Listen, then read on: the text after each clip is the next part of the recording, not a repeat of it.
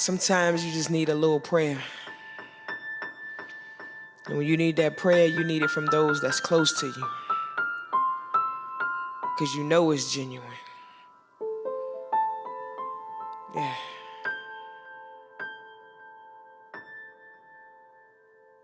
Lord, I asked my mother the other day, could she please pray for me? Yeah, yeah. Your little girl going through some things, not a good day for me. Nah, yeah. Heart full of rejection, but I got a little bit of faith in me. Yeah, yeah. Telling lies, man, but the truth lands in me. Yeah, have a little faith in me.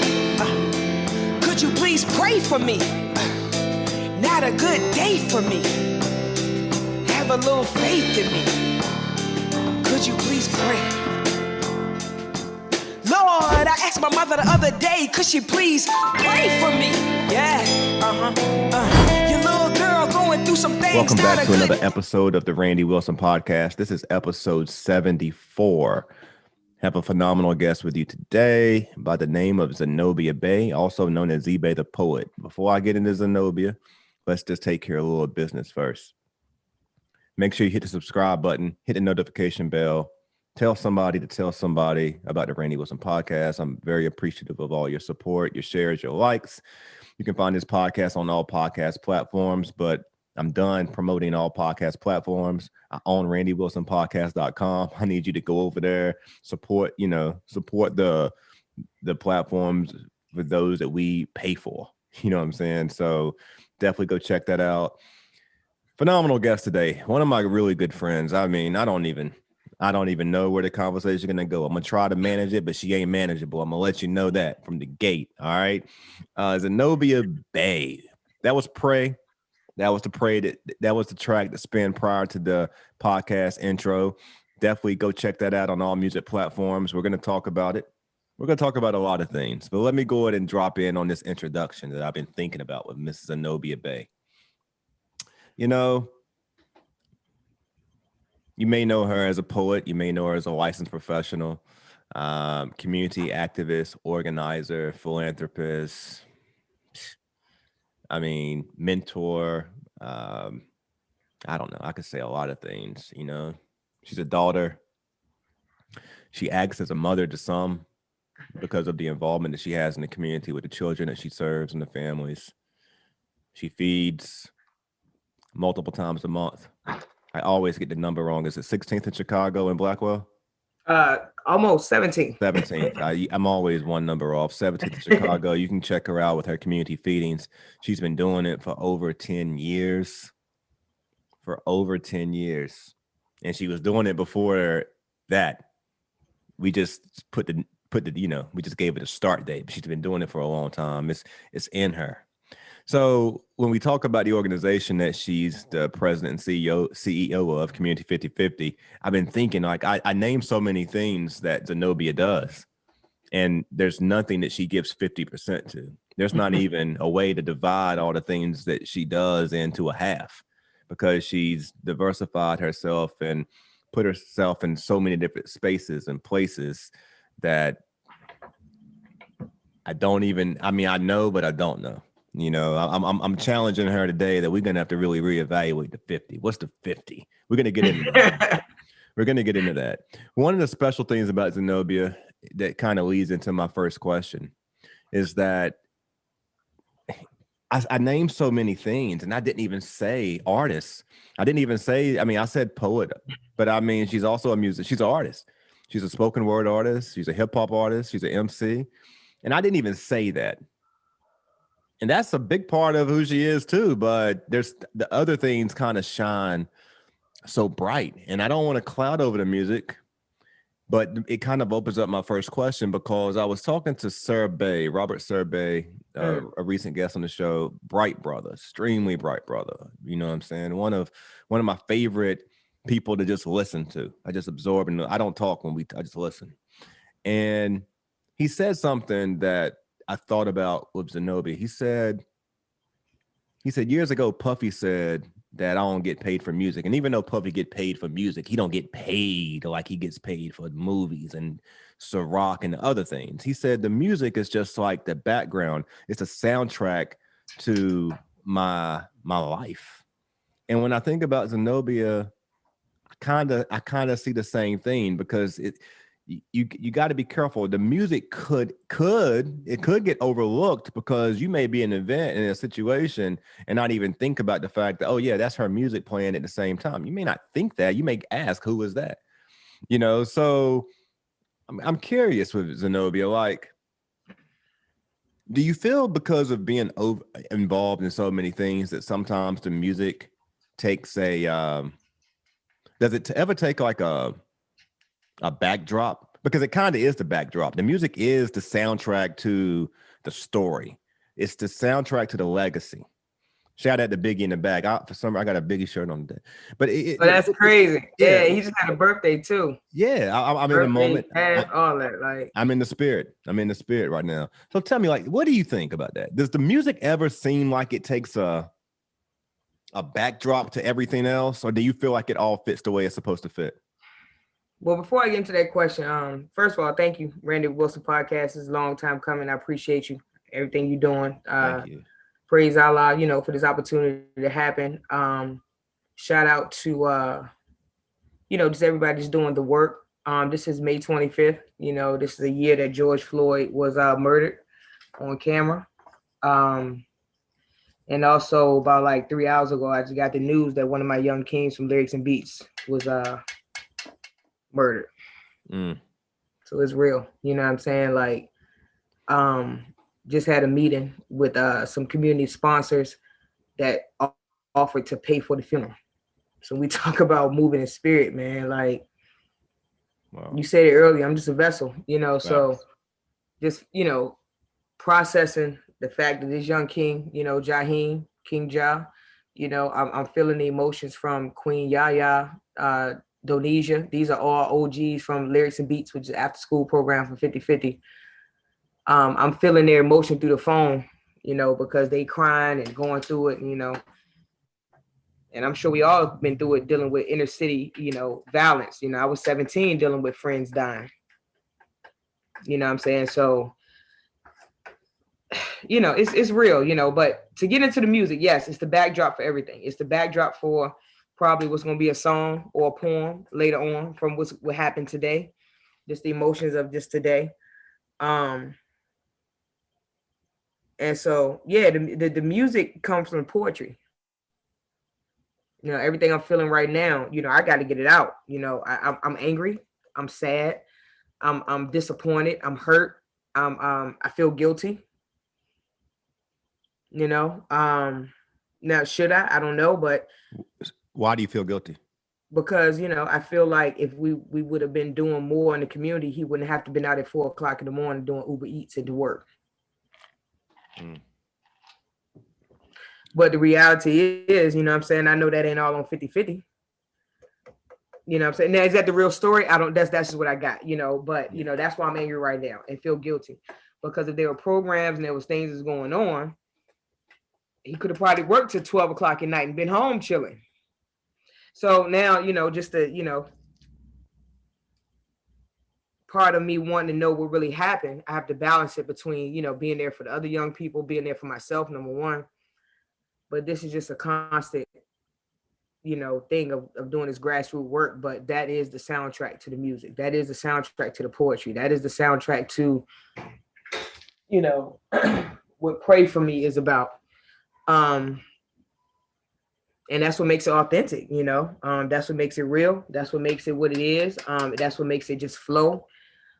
And that's what makes it, art and being creative. So, when I'm doing a poem, if I don't hear music, then there's no music. You just gonna get the spoken word. But if I hear music, then you get the music. But sometimes it comes later. Sometimes it comes at that moment, But yeah, that's what the music is about.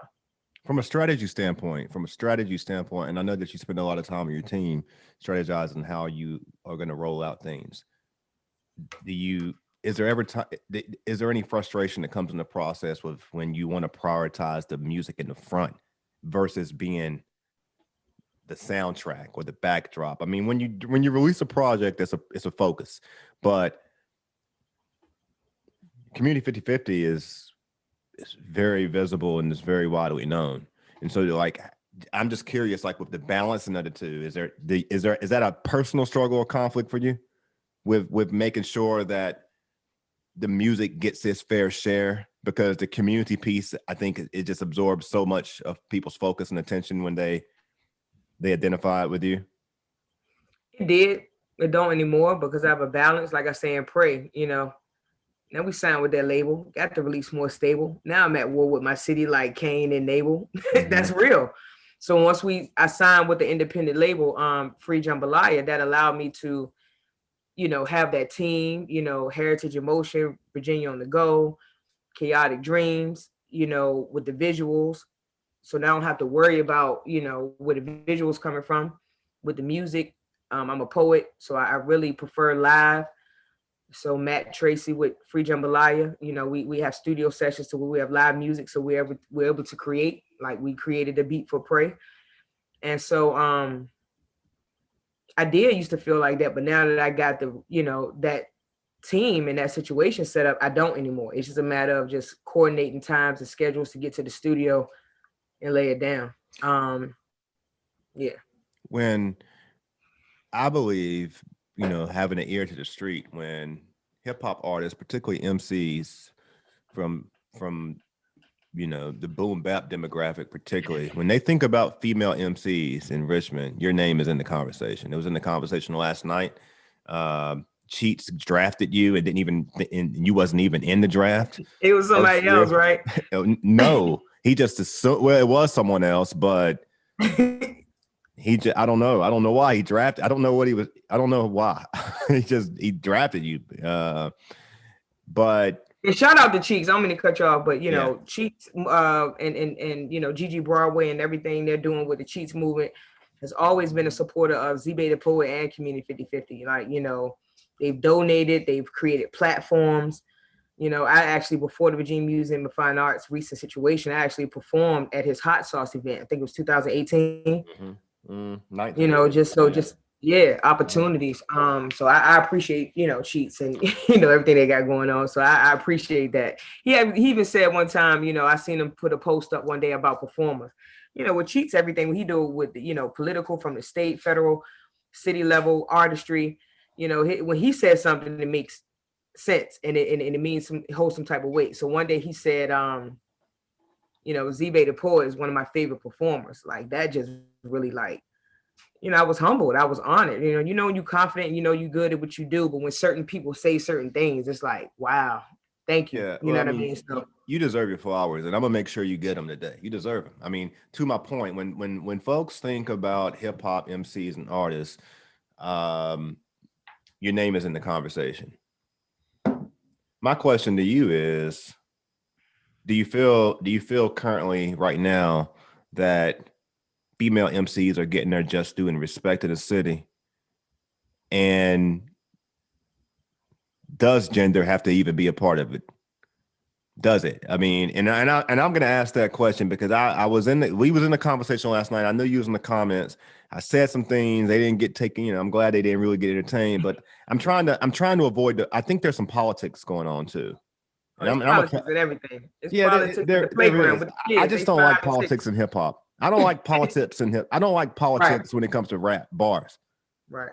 I don't think that it necessarily. I do think that there's value in female MCs, obviously, tremendously outside of the music, because I feel like they hold such a valuable place in the Black family and the Black community, and so in Black music, their side of the story and their perspective needs to be heard.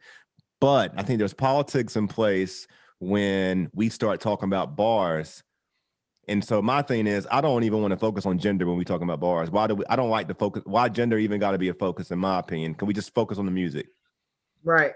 So like I said, when we talk about dope MCs, female MCs, we talk about Zenobia Bay. But how do you feel about the gender piece coming into place with the bars? Because I don't feel like people got to reference you as a female. They can focus on you as an artist. Right. I know. Your side of it though. Right. It shouldn't be, but unfortunately it is. You know, we live in a society where it's gender based, it's race based, it's all these different bases. But personally, I don't think it should be. You know, I think it should just be a content. If everybody's coming here to rap, then, you know, that's what it is. If everybody's coming here to spit lyrics or whatever it is, that's what it is. You know, I think it becomes an issue. I think it becomes a, I don't want to say an issue, but I think it becomes a topic when,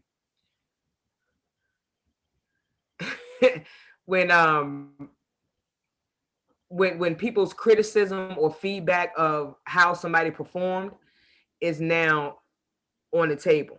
Meaning, like, if somebody says something, they may say, "Oh, they just said that because they're a dude, or they're a king, or they're a queen." Well, is that just like you said, just their perspective? I made a comment in the in the comments y'all said y'all had yesterday, and I said, Radio B said, you know, I've been waiting for ZBey to come out for a minute, and I said I didn't feel like I needed to, because the way my profession is set up, people would have been needing therapy, and that's not ethical. But that's real shit. Mm-hmm. You know what I'm saying? Because the way it's so going to human, you know, behavior and mental health, you know, being a licensed professional therapist, you know, that's what I do for profession. You know, like some people go to Bank of America or they go to plumbing or whatever they do. I study people. I do assessments. I do reassessments. I do, you know, outpatient therapy. I do crisis therapy. So when you're talking about studying human behavior, now I got to study this rap artist. Like, that's going to take me like maybe a yeah. Yo, you see what I'm saying? I hear a lot of people say stuff like that. That's like they phenomenal artists, but they try not to get into the battle rap and the ciphers because they don't even want to let their mind go to that place of where they're now critically, objectively, you know what I'm saying, breaking down an individual. That can be detrimental. Because I'll be on some Pusha T and Adonis type stuff. Like, you know what I'm saying? Like, so now that we got to go to now, you out here taking care of your son. Yeah, I'm just gonna say. Not saying you weren't doing it before. I don't know Drake personal life. We need Zenobia just to basically, well, you know, have Zenobia as a featured artist to perform at the event. We'll probably, you know, that would be dope. I mean, here's the thing. This is another part of it too. So not just saying that. I didn't say this because after I said that, I said I should have said this.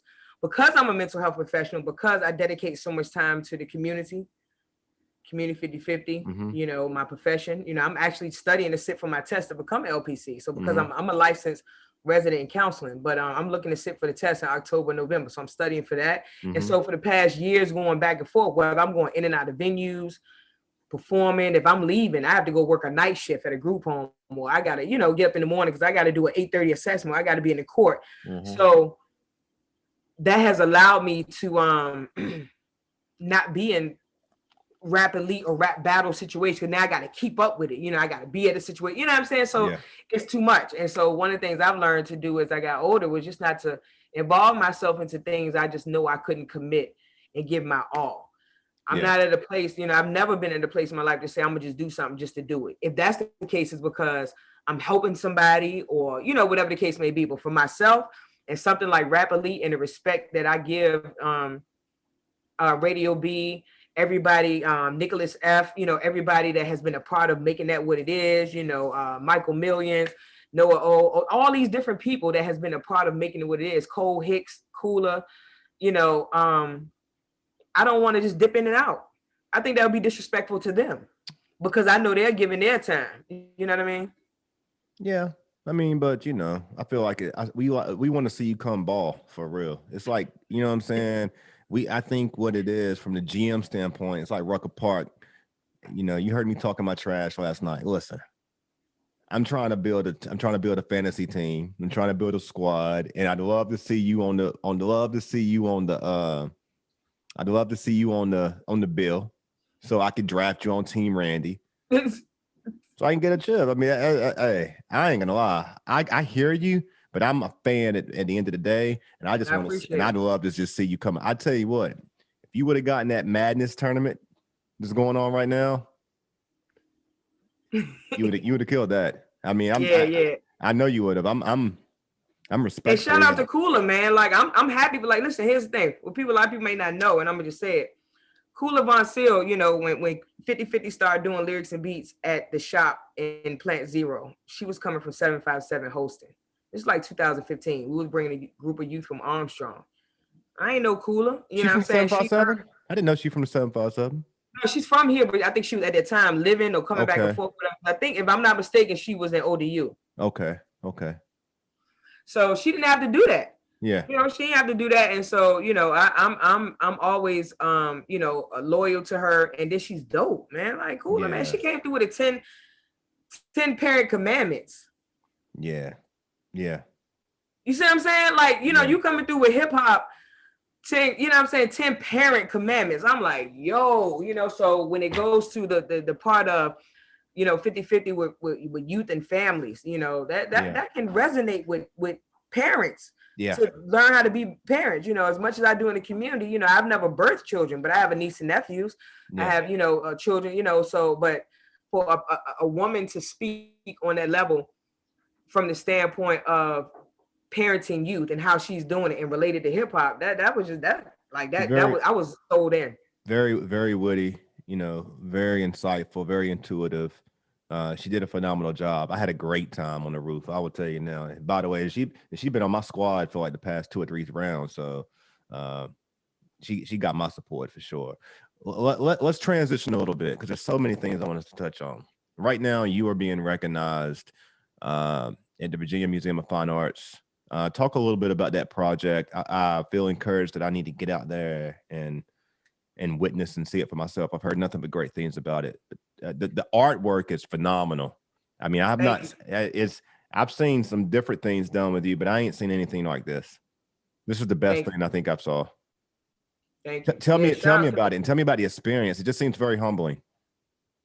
It was. So with the Virginia Museum of Fine Arts, I was honored to be a part of the Richmond Community Makers back in February.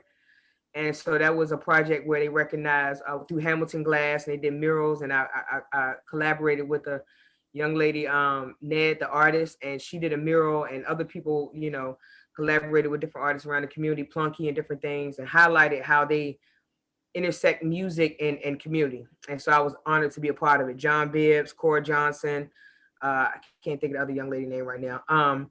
But with that, Virginia Museum of Fine Arts reached out to me again for a Dirty South exhibit, you know? And so it's so crazy. So I remember watching a documentary a long time ago about an artist. I think it was like Melba Moore. That's what it was. And she was talking, it was an unsung, and she was talking about when your phone stopped ringing as an artist, that's when you know your career is going down. My phone and email is just going. And so when my email came back again for Virginia Museum of Fine Arts, I was just like, praise Allah, thank you. What y'all need me to do? Mm-hmm. But even that's the case of not what y'all need me to do. How does it fit into my morals, my values, or what I have going on? So when they said the Dirty South, I was like, oh my God. You were like, shawty. No, I didn't even say shawty. I said shaw. I said shaw.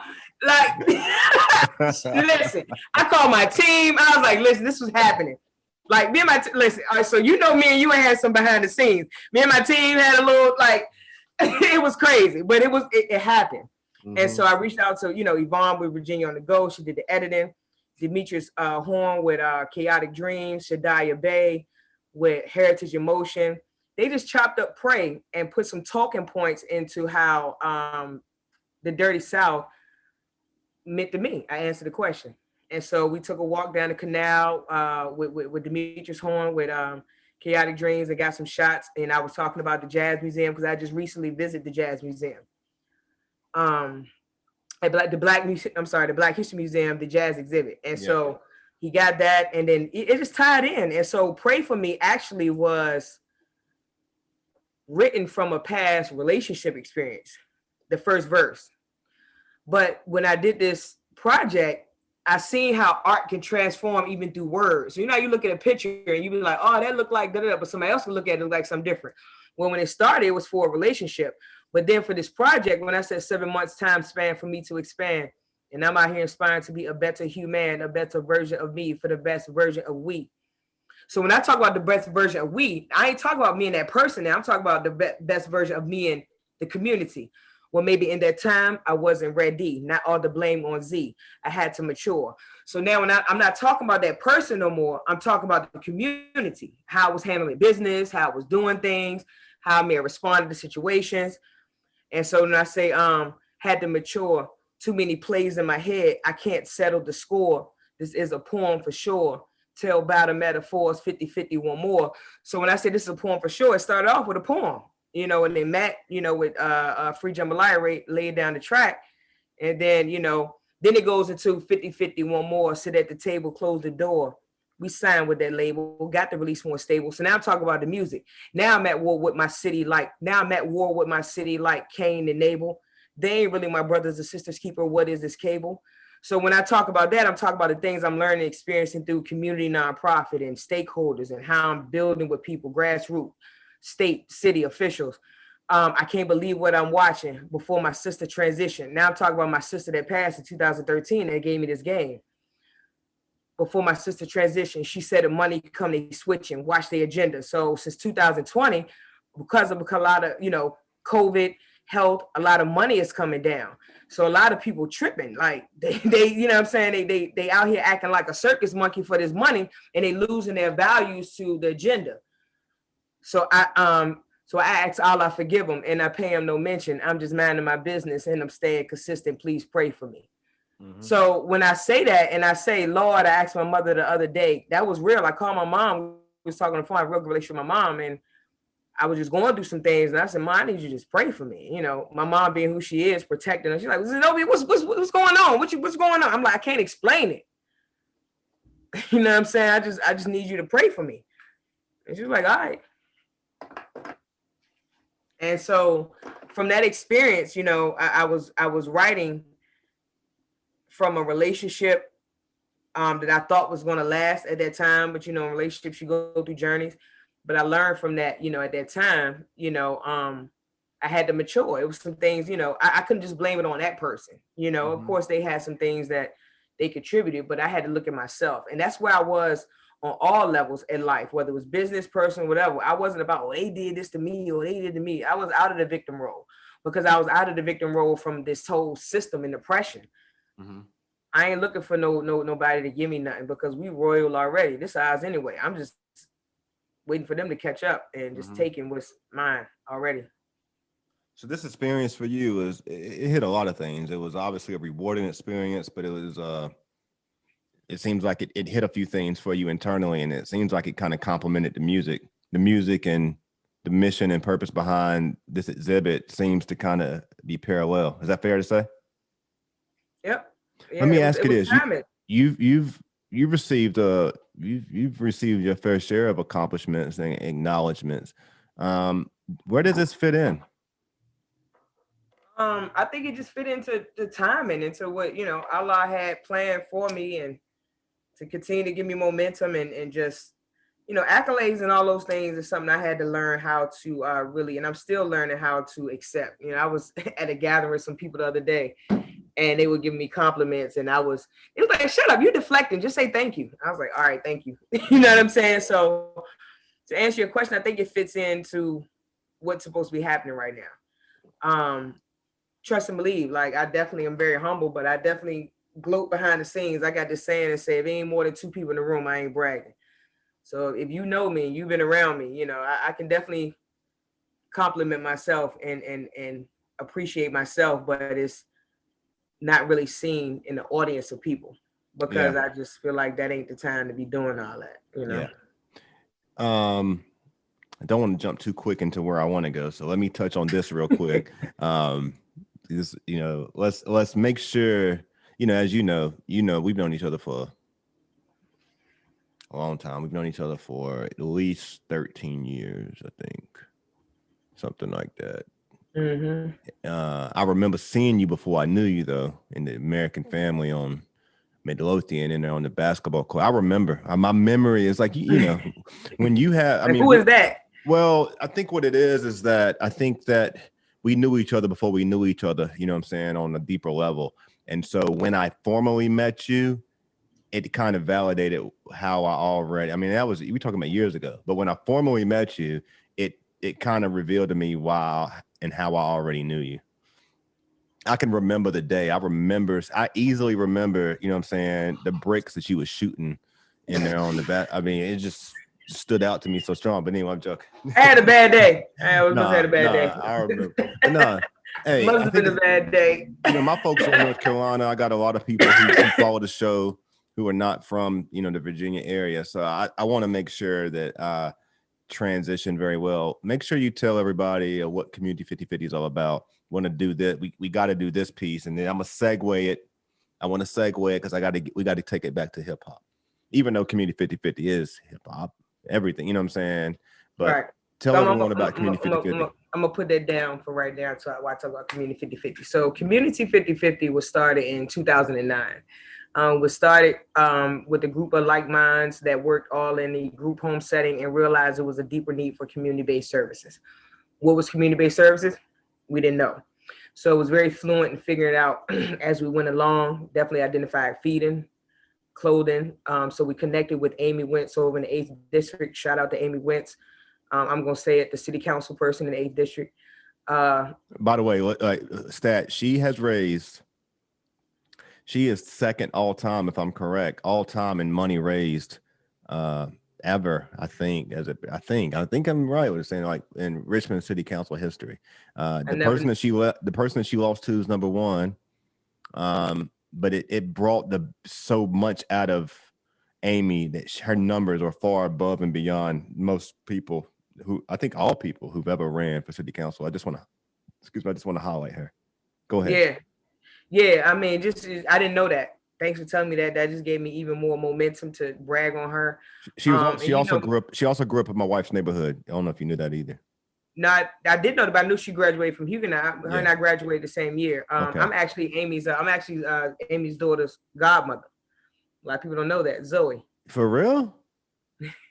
I didn't know that. Wow. Yeah, you didn't even know that. No, I didn't even know that. Wow. Yep. Cool girl. I did not know that. Yep. So Zoe is my goddaughter. I have about Jeremiah, Isaiah,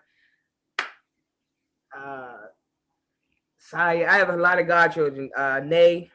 So Zoe is definitely one of them. And so Amy and I have a very good relationship. And just because she, was running for a political seat and she's my daughter's godmother, that doesn't mean I was going to vote for her. You know what I mean? If you know me, I don't give a shit about none of all that. Like, I need to know what you're doing in this lane or whatever. And so because I know what she does in the community and I know what she does for people, and I know she's always been like that, even in high school. Like, Amy was in the band looking out for the football players or looking out for the basketball team, or don't fight that person. You know what I'm saying? Like, Amy was always that person, you know what I'm saying? And so to see what she's doing now and how she's doing now in the 8th District, when she came to us in 2009 and said, hey, I have a opportunity for Community 50/50 to feed consistently. And she knew I had a group of friends that I grew up with, childhood friends around town and country, my TC crew. And so all of us would just make like cheese sandwiches and, potato chips and, put like lunch bags together and feed for like 50 people right on Perry Street at that time. This is like 2009. Then, we connected with other people in the community. Love and Beauty connected us with Miss Girlies, and Miss Girlies has started sponsoring us with a hot meal for the past, 6 years. And just other people in the community, Candace Hargrove, Nicole Worsley, Neil Bowers, Sandra Latt. So many people just consistently, and Shadiah, Plant Life have rallied around that program to where I don't even have to show up on Sundays if I don't want to. You know what I mean? And so I appreciate that, but I like to, just like they like to serve. And so it's just been something consistent with the people in the 8th District on 17th in Chicago, and Miss Karina and her son Jonathan opened up their home in their yard, not to only 50/50, but other nonprofits that come consistently every maybe third Saturday or first Sunday. And so that's where it started, and doing a hip hop critical thinking workshops in the Broad Rock Library with Jody Tyler and his queen Tanya. Going to different boys and girls clubs, Sean Miller, just so many grassroots people. And I think being from Richmond also allowed me to utilize my platforms from childhood and playing basketball and being at Virginia State and people give me an opportunity. And so with that opportunity, I dumped that thing. You know what I'm saying? Like I took opportunities that I knew people had if they were working with the Boys and Girls Club, or if they worked for the YMCA or the Richmond Library. These are these people's jobs. They don't have to trust my program coming in. This is the idea. This was nothing coming from the city of Richmond. You see what I'm saying? You know, these are relationships I was building with people that were principals in schools. Miss Mathis at Huguenot. I had a vision in 2009, and some just said, go up to Huguenot and talk to the principal about doing workshops. That's how Nikki and I started doing workshops in Huguenot in 2009. In 2009, we would have the English classes, and Rob with Peace Clothing. We would have the English classes. We would do a hip hop critical thinking workshops. Like we would just bust in the classroom with a poem and then get their attention. And now we're doing a workshop.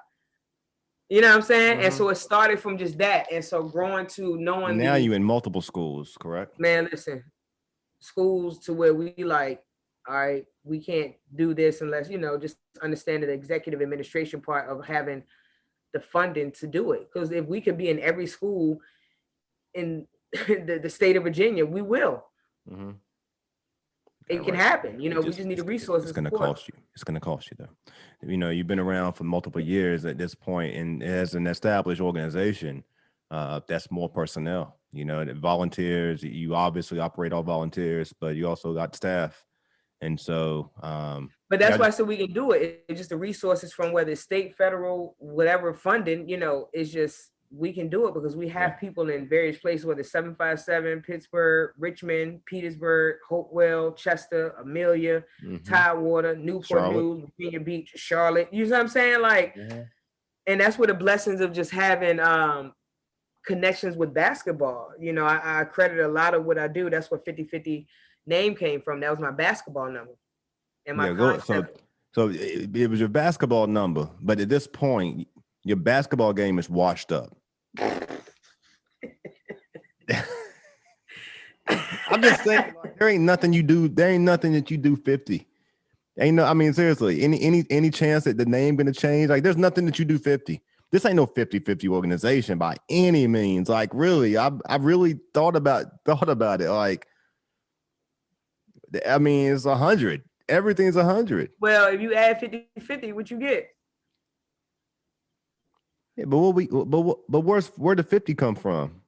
Well, 50% got to come from some parties. Like, as an organization, we can't do it all. If the community want help, they have to open themselves up, be available, be open, be ready, and receive the help. And so that's where the other percentage come from them. We can't do it alone. You just doing more, but you're doing more than 50 every time. That's all I'm saying. You're doing more than 50. It's got a ring to it. We're gonna let that. Yeah, I'm just arguing. You're doing more than 50, man. You're doing more than 50. Well, I appreciate it, but yeah, we're gonna let that thing ring.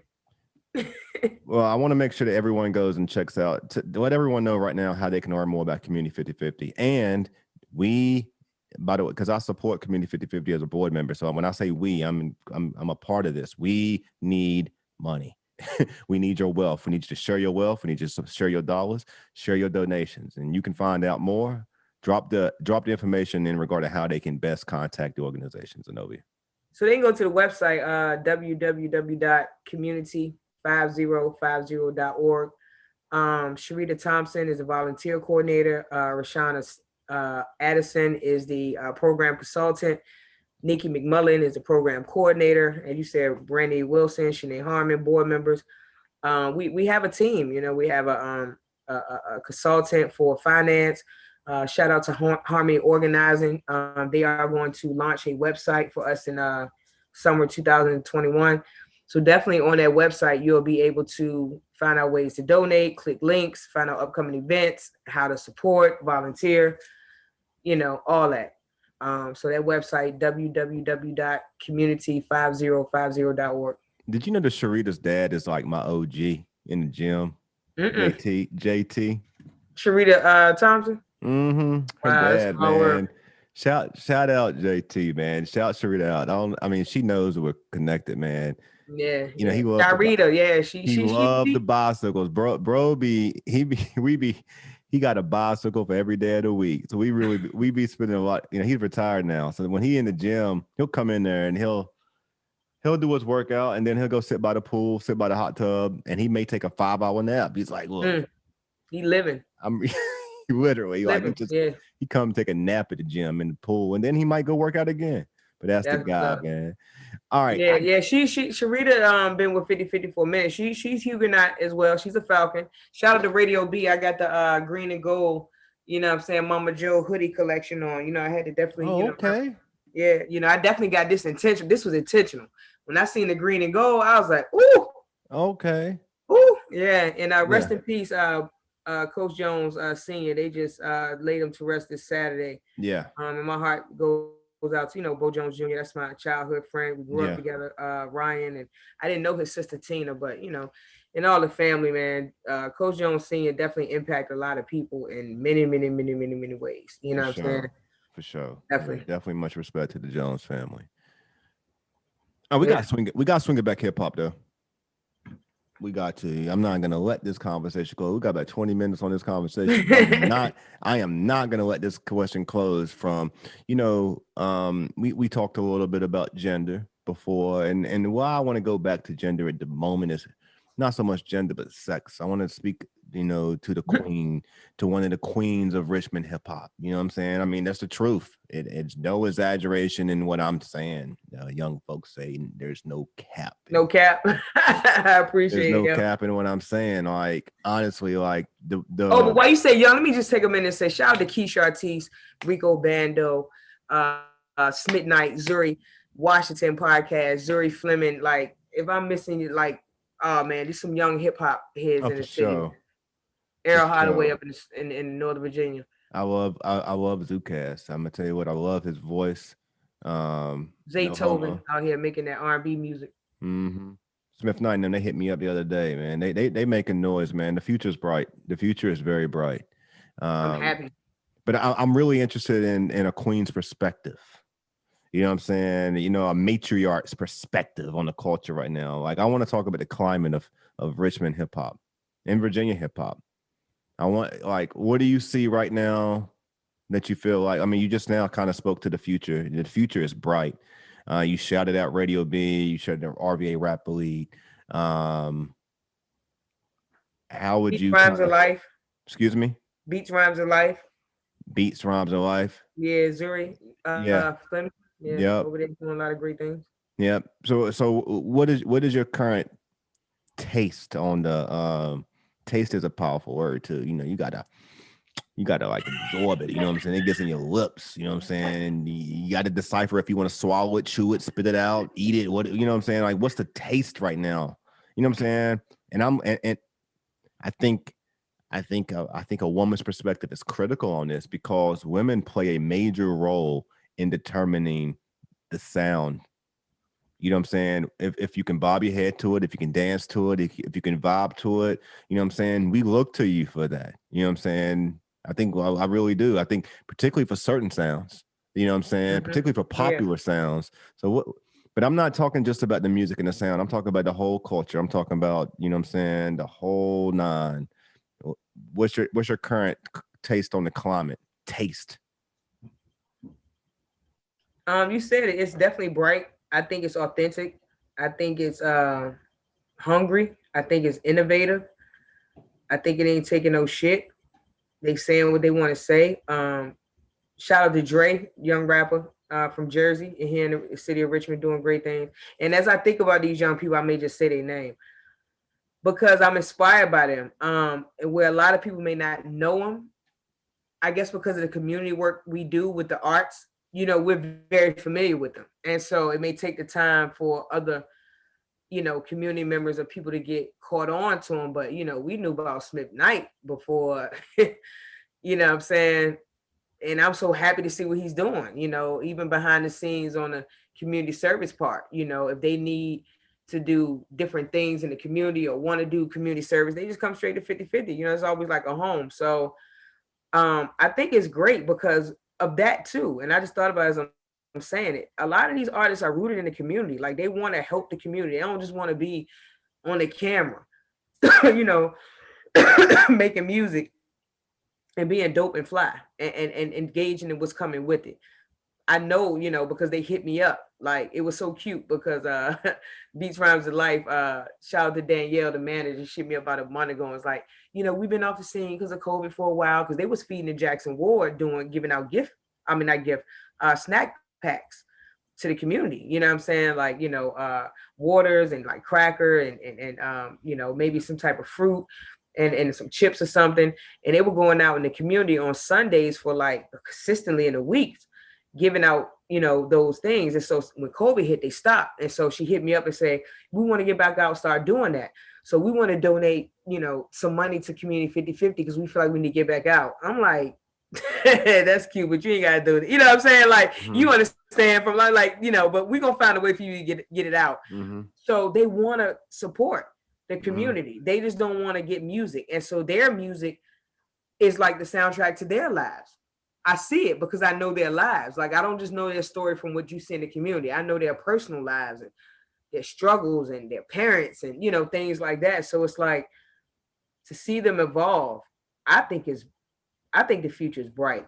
I think the world, I know the world is going to be shocked for what they see coming out of Richmond. And there's a lot of people that people don't know about. Like, I got a homeboy I went to school with, Reggie Carter, and I cannot think of his daughter's name. But when I tell you, this young queen is, I mean, I was watching a video the other day and she was holding a mic. She wasn't even cupping it.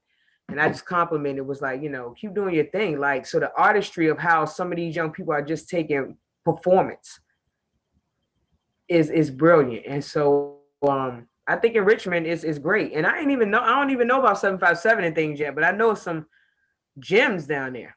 I already know. I'm thinking as I hear you say that, I think sometimes that music can be the soundtrack to an individual's life, but the music doesn't, the success of the music is not always going to be, the success of the music may not always be defined through the success of the individual's life, you know? And I mean, like, sometimes things happen in people's life that impact the music from even being heard, you know? And sometimes the music's not heard because the individual who may not be successful at putting it in the right places, but it doesn't ever degrade the quality of the music, because if to me, I think success with music and how it blesses people is that it's intended for those who hear it to benefit and the value that comes from it. And if they can share that within their network, and if that becomes like an infectious thing, viral today, but even if it doesn't go to the internet, it can become viral just through the community. You know what I'm saying? Like, to me, that's success. Right. Was it Jada Kiss that said it? It's a person somewhere in Brooklyn or wherever that's better than Michael Jordan. They just ain't get their look or whatever. I forgot the quote or who said it, but yeah. You know what I'm saying? Same thing. You know, like you know, in music. You know, it's some dope rappers and singers and dancers and filmmakers and, you know, all different types of people. They just wasn't put in different situations. I'm always thankful and blessed that, you know, opportunities that come. Where do you feel like we got work to do? And I want you, from a community standpoint mainly, and from a hip hop culture community standpoint. You can combine both. I mean, it is really just one thing at the end of the day. I don't want to make it complex. Person-centered. Yeah. We just got to get to know who the individual is, and, you know, that we're working with, and you know, while we're, you know, face to face with them and doing whatever we're doing, whatever service we're supposed to provide, and get to know the individual and not just check off the box. You know what I mean? I think that's the start. That's the work right there, and everything else gonna fall in place. Do you care about radio when it comes to your music? To my music? Yeah. Like, if it gets played on radio? Do you care? Yeah. And do you make efforts? I'm gonna say I don't think you make efforts. Do you make efforts? Like concentrated efforts to push your music on radio? Not really, but I take opportunities that I see that maybe can go somewhere. Like, I had a meeting today with Radio 1. So, you know, we'll see where it goes. But I'm definitely understanding how radio is. I have a degree in mass communications. A lot of people don't know. So from the Nothing. Stun on him. Just go ahead. Let him hear it. Go ahead.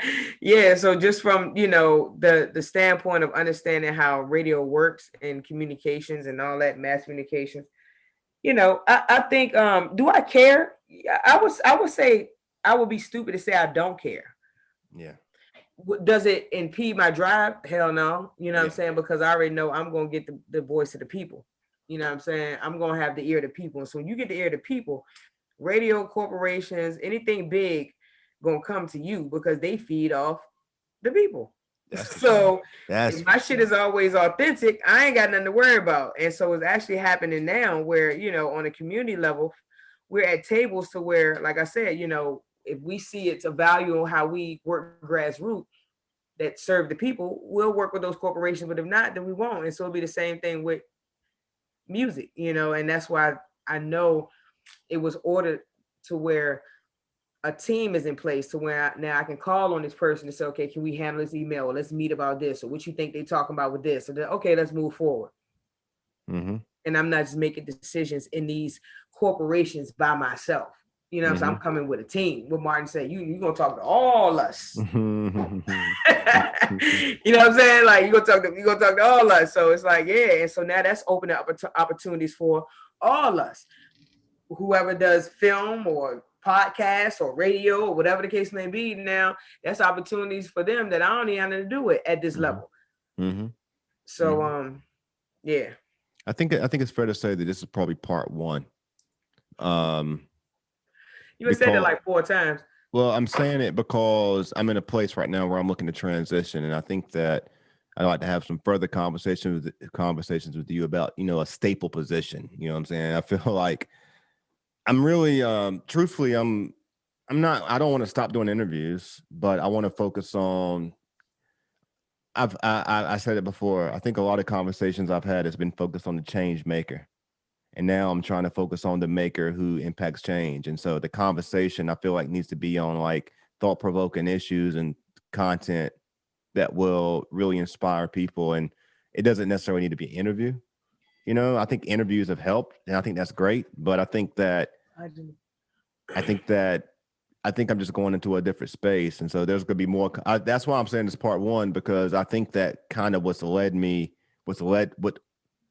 what contributed to this conversation in the building of it is really contributing to a bigger conversation that you and I've had, but I haven't really put them out yet. And those are the conversations I'm looking to have. So I need to get a collective group of people that I want to sit with for a while so we can get it all out. Because otherwise, one conversation with one individual is only going to cover so much. And I think that there's some things that need to get out that's just going to require a focus group to sit for a minute and just put it out. That's where I'm going with it. So we'll talk about it more. But as we wrap to close, I got 7 questions that I usually allow the person to pick 1 to 10, but I'm picking for you because I don't think that. I think we got to keep it at 7. You know what I'm saying? I think we got to keep it at 7. If I would have asked you to pick a number 1 through 10, you would have picked 7. Right? So, I mean, I know that's what was going to happen. So, yeah. those who know, that's what they do. You know what I'm saying? And yep. So, dang, I got to do this in the right way. I'm going to combine this first question because I don't want to make it 2 questions. You don't want to make it to what? I don't want to make it 2. Okay. Excuse me. When you think of Nikki McMullen, what comes to mind? Dope mother. / when you think of Lorna Pickney, what comes to mind? Innovator, lover of all things human. Nice. Life. Nice. And I guess I say dope mother for Nikki McMullen because a lot of people don't know Nikki McMullen like I know Nikki McMullen. Like, so in the artistry, dope artist, dope philanthropist, humanitarian, friend. Yeah. Mm-hmm. Yep. Got to make sure, this is those times where you create those moments, you create those pieces, you know what I'm saying? Because people need their flowers. I haven't had Nikki on the show, but she's a person who Definitely. I think a lot of, you know. And the dope part, I think a ministry. I think a ministry. Yeah, for sure. That's what I was gonna say. A lot of people don't know, you know, her family roots are so rooted in just like culture and in the community and knowing what Richmond is about and just people. Mm-hmm. And even with Lorna, just bringing what she has with culture from New York to just, you know, her values of art and community. Like she was definitely you know, Versus was just not a place that ZBey the poet, you know, performed. Versus is a place that Community 50/50, you know, had a platform and community fundraising and support and volunteers. Like a percentage of our volunteers are Versus staples. Yeah. Yeah. To this day. Yeah. You know what I mean? I got people on my phone we can call. So yeah, she definitely, you know, has left a legacy, has definitely left a foundation of people, you know what I'm saying, that can help support what's going on. You know, that it's crazy because the day that Community 50/50 had lyrics and beats at Six Pick was the day she passed. The first day. Nikki and I were on the phone. Thank you. Nikki and I on the phone, and we were about to go to Lyrics and Beats, and she called me and told me. And so from that day on, you know what I'm saying? Thank you. From that day on, you know, things just was happening. Like we had volunteers that was there I never seen before. They still here to the day, Jordan and Miss Tracy. And so I just feel like, you know, when you do the work, you know, you're going to have support, and your ancestors and angels going to support you and guide you. And I know a lot of situations and things that has happened, you know, Lorna has been in it. You know what I'm saying? So number 2, shout out and or speak to the individual or individuals that you love, that you haven't had the ability, and I'm not gonna say ability because you have life and breath, but you haven't just taken the time recently to you know, pick up the phone and extend that, you know, extend that gratitude. If there's anybody that comes to mind that you know that you love and that you know you can plant a seed with them right now, we cut this clip up and we say, you know, this is for you. Who comes to mind that you'd like to show that appreciation and respect to? Well, I guess I appreciate the fact that we're in the time of social media. So right now, I really can't think anybody, because the way I communicate and the way my ADHD set up and the way I purposely communicate with certain people, everybody they know, whether it's my cousin in Florida to somebody that I've made contact with in Germany and we connected, you know, on Facebook, and we, you know, messaged, or I talk to this person every day, or when I do talk to them, it's like yesterday, or just like, you know, I got Shadiah with me right now. You know what I'm saying? Like, it's just, I talk to, I feel like I've created a universe in a bubble. And like on Facebook, I used to use this parallel with aliens and put this alien face. Like, that's how I really feel. Like, because when I feel like I've created a situation in a space to where if I don't want to engage over there, I don't have to. Got you. So that's foreign to me. Shout out to Chris Giles of Foreign Exchange. Okay. Okay. Number 3.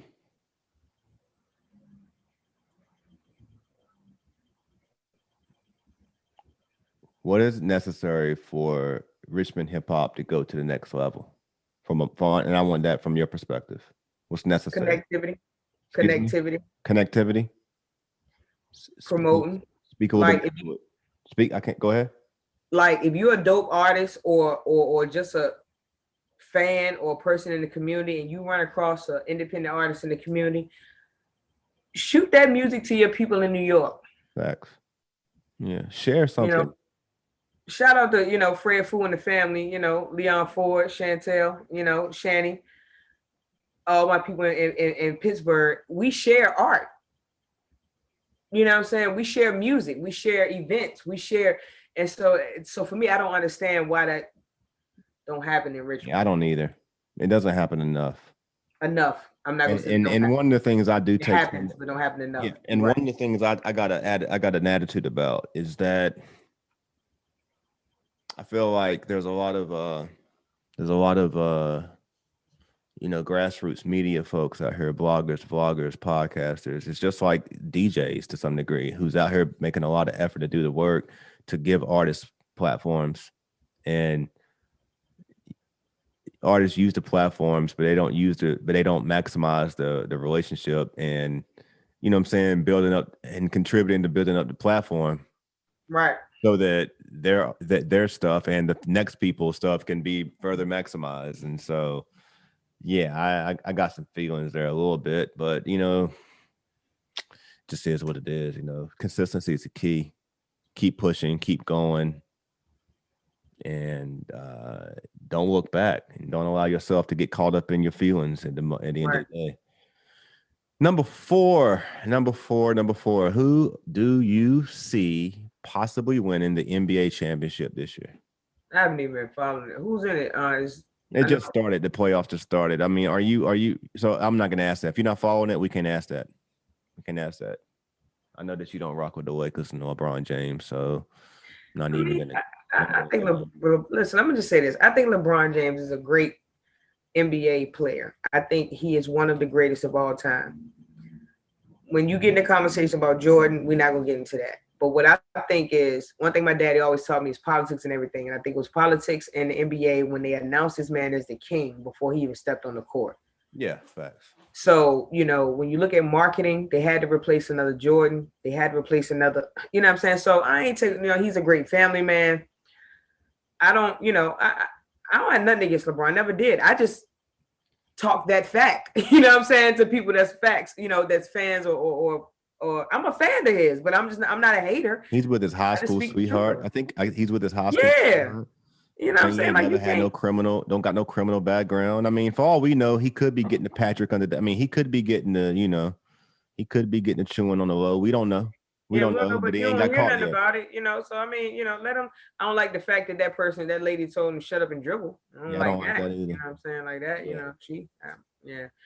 But I don't know. I don't know who's in it. I heard the other day, the Lakers and Golden State, they're in the West. So who's in the East? Who's the finals? The Lakers had to beat the Warriors to get the 7th seed, and then the Warriors played the Minnesota Timberwolves, I think it was, for the 8th seed, and they lost. So, but now the playoffs have started, and I predict Brooklyn is going to probably make it to the finals in the East.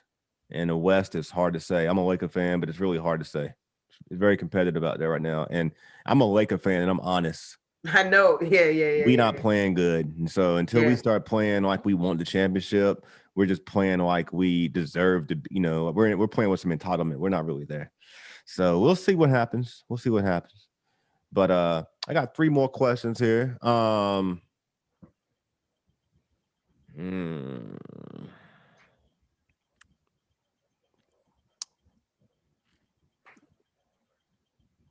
What DJs you rocking with right now? Where, in Richmond? Yeah. What you mean rocking with? Like, well, I don't feel like DJs get enough support and love either. You know what I'm saying? They really don't. You know what I'm saying? So like, I guess because I do. They're very critical they're very important to the culture as well, particularly now that people getting back outside. Right. I guess because I do spoken word and live music. The need for DJs come more from the community standpoint. If I need a DJ for an event, DJ R. Sims, you know what I'm saying, from Tuesday Versus, shout out to him. He's definitely been a part of, things we do in the community.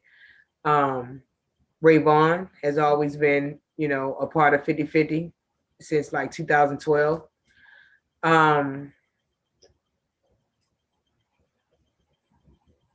Swerve, I rock with Swerve, you know what I'm saying? I haven't built too many other relationships with any other DJs. As far as the culture of DJs in Richmond, I think DJs are dope in Richmond. It's a lot of dope DJs. You got DJ, you got DJ Foot, you got DJ, of course, Lonnie B. You got other DJs that's doing their thing. But as far as rock with, community, I think that's when I get into the foundation of what the elements of hip hop is. And so if I can connect with you as a DJ, whether you do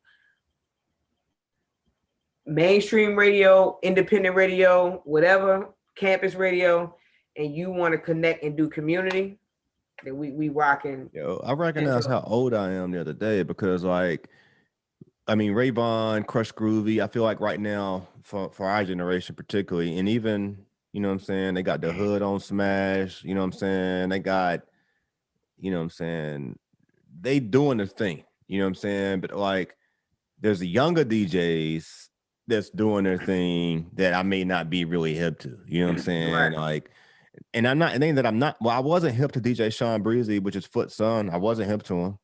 I don't know if you were or not, but I was like, dang, I didn't even know Foot had a son that was DJing on 106.5 The Beat. That's what's up. I wasn't hip to, you know, and like, shout out DJ Dollars, and DJ Dollars' name comes up all the time when I'm talking to. Oh, Banger. Oh, I rock with DJ Banger. And I'm gonna tell you why I rock with DJ Banger, because he's just a real dude. You know what I'm saying? Yeah, DJ. I'm just be real. He ain't never did nothing at Community 50/50 events. He always support. He show love, but he just real in his lane and what he does. Yeah, and DJ Banger is always looking to go, you know what I'm saying, bang on somebody if they get too close to me. Like, I need to hire him for like consulting security. Like, he just want to go dump off on somebody. Like, yo, anybody, you know, he always want to smoke, man. I like DJ Banger is crazy, man. Yeah, Drake, you know, he's a legend in the city. You know? Yeah, Drake definitely. Drake has definitely done some events, you know, personally, you know, for me, you know, like different things with, you know, cookouts and things like that. He's just a solid guy. I think I got to do a better job at connecting with a younger demographic of DJs. DJ Hype, I think, is one of the younger DJs. I've heard of him. Mm-hmm. Yeah, you know what I'm saying? But shout out to DJs, because I feel like the DJs are in the same, I don't know, they're in the same. They really doing better, in my opinion, in podcasts. But I mean, it's like sometimes the DJ don't get the credit, you know, and I always like to make that connection. All right, I got two more questions. Well, here's a great one. What can we expect to see? And we getting ready to go into the third quarter of the year already. Third quarter, getting ready to start. Third quarter. What can we expect to see from Zenobia Bay here in the next quarter of the year? Truth. Other than we got longer hair coming like on the daily right now. Oh yeah, you know what I'm saying? Yeah, truth. Authentic poetry. I'm actually working on a project now called The Awakening re-release. And so the reason why I'm doing that is because, you know, a while ago, I always felt like something was changing within myself. So I had to awaken things within myself, break norms, you know, within myself, but also something around me. I mean, I ain't saying I predicted Corona, nothing like that, but I felt like it was a shift going to happen. So when we dropped it 2020, I realized behind the scenes it was 2 tracks, Fly and Cocoa Poison. I need to get some things straight business-wise. So we pulled it.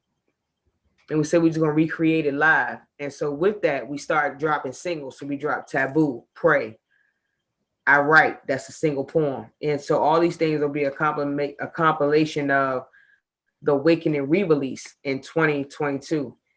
And so the Awakening re-release is going to have a subtitle of substance abuse. And so substance abuse is pretty much like, we're going to get you high of this content and elevation that we're going to give you.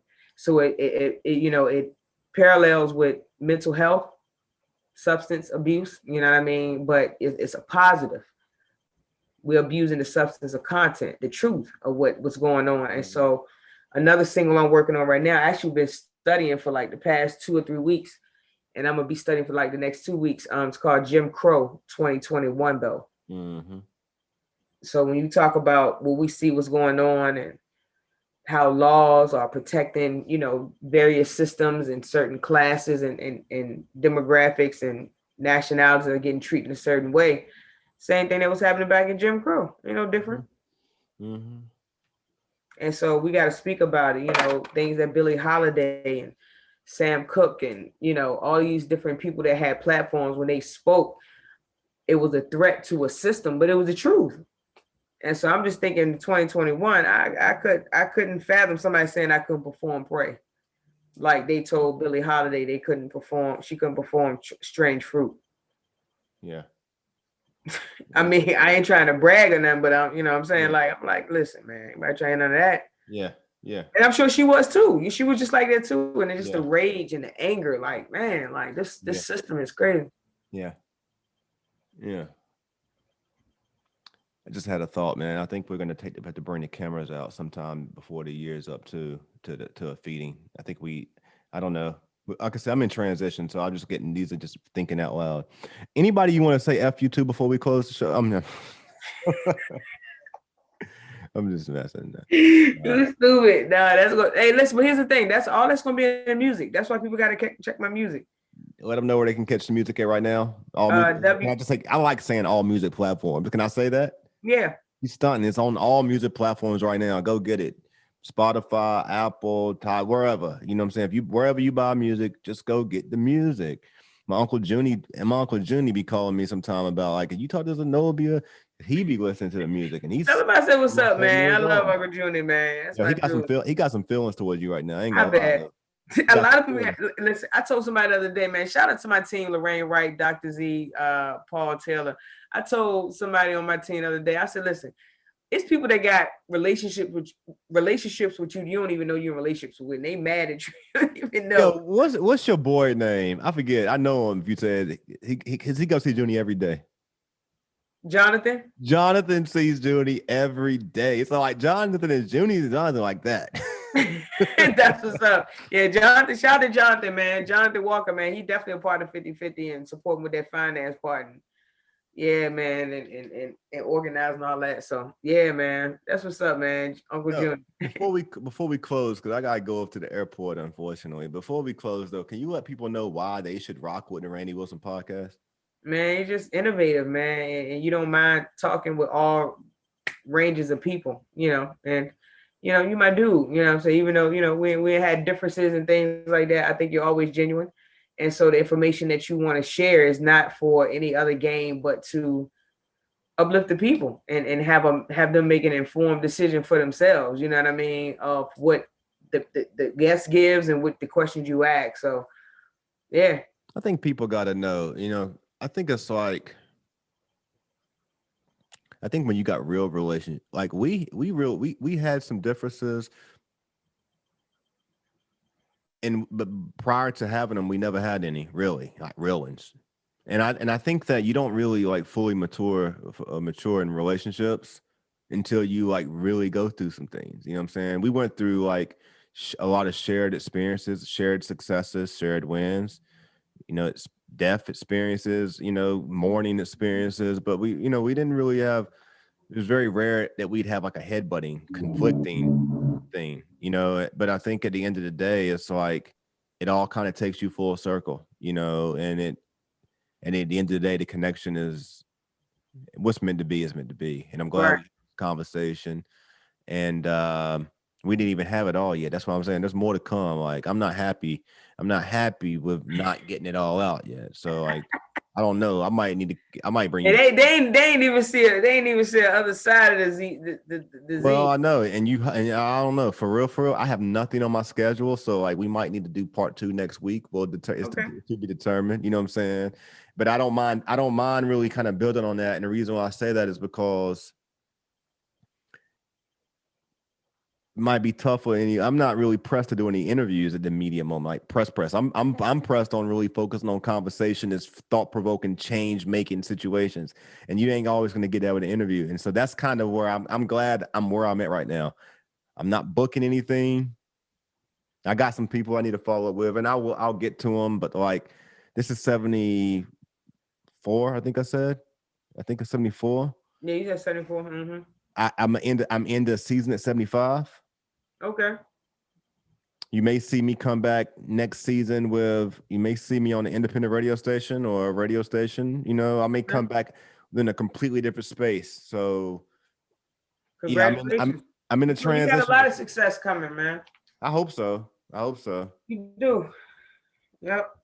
So thank you all to all the community 50-50ians out there. You know what I'm saying? Hey, you just coined the term comedian 50-50ians. That's a new one, ain't it? It's all about the position. I mean, we've talked about it before. It's the position/situation that you in. Position. You know what I'm saying? It's a while ago. It's this blended language that I've had to create it. But yo, to all you 50-50ians out there, you know what I'm saying? Much respect to you. We support you. We love you. You know what I'm saying? Yeah, thank you. To the community, North Side, South Side, East End, and West End. You know what I'm saying? Richmond, Chesterfield, North Chesterfield. Shout out Smith Knight for giving North Chesterfield, you know what I'm saying, it's fair due. South of the South Side. Newport News, Stillwater, you know what I'm saying? Yeah, All everybody who supports the organization, you know what I'm saying? For if you own the hill, the bottom of the hill, low and high, far view, you know what I'm saying? Like, we really do support you. And I say we, you know what I'm saying, on behalf of Community 50/50, because I say it, I'm very prideful about it. Last night I was on the Zoom. I mean, if I get caught on another Zoom with that green hoodie on again, yo, like, I mean, I need another hoodie, all right? I need another. It feels good. I know it feels good. Nah, it don't feel good to get caught in the same dirty one every. I mean, but I'm just saying it feels good on you. That's all that matters. Yo, but do you recognize I'm always got a green hoodie on? I ain't seen it but once, so I don't know. Nah, I did. Listen, I was doing an interview with a dude out in Africa, and B Love was in the chat one day, and he reshared. I was like, dang, I can't recognize. I'm like, yo, every time I'm on live at the crib, I got that green hoodie on, and like people are gonna start. That's the only. So yo, I want another hoodie. I got you. But I want the original, the original joint though. The black and white one. I don't care what color. I mean, I want the original, like the with the drain drop and the ripple. I still got my red one. You know what I'm saying? But that's what I want. I got you. Can we make that happen? Yep. I get 2 of them. I got you. Say less. Yes. All right, y'all. Okay. I gotta get to the airport, to the Clearport before I drop some bars. Before I go out, you want me to drop a bar real quick? Here we go. No, we're gonna do that. We're gonna do it on part 2. Part 2. We may see you guys back next week. Yo, appreciate you, Z. No doubt. Appreciate you. Shadiah, I know you back there in the background. Love to you. What's up? Love to you. Hold on. What up? Peace to you. All right. We'll talk to you soon. Mia said, what's up? All right. Oh, what's going on, Queen? Peace. All right. We'll talk to you. Thank you. All right. No doubt. Hey, see y'all next time. All right. Randy Wilson Podcast. Peace. Peace.